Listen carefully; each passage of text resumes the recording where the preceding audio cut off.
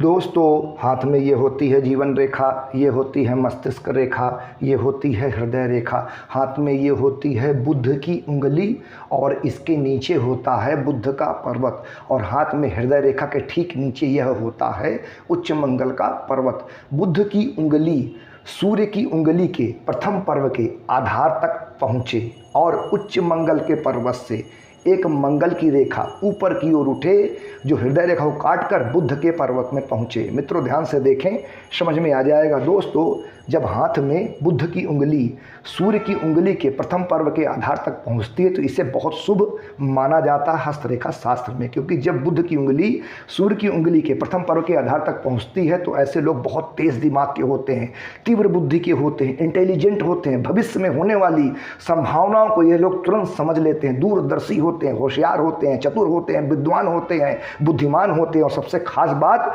ऐसे लोग बोलते बहुत गजब का है, बोलने की कला इनकी बहुत गजब की होती है। बोलते हैं तो खड़े होकर लोग इनकी बातों को सुनते हैं, अपने वाणी से लोगों को ये लोग सम्मोहित कर देते हैं, जिनकी उंगली बुध की उंगली सूर्य की उंगली के प्रथम पर्व के आधार तक पहुंचती है। ऐसे लोग बोलकर धन कमाते हैं, जिनकी बुध की उंगली सूर्य की उंगली के प्रथम पर्व के आधार तक पहुंचती है। और इसी के साथ जब उच्च मंगल के पर्वत से मंगल रेखा निकलकर बुध के पर्वत में पहुंचती है तो बहुत शुभ और राजयोगकारी होता है। यहाँ हाथ में मंगल और बुध का मिलन हो रहा है, जो अति शुभ होता है।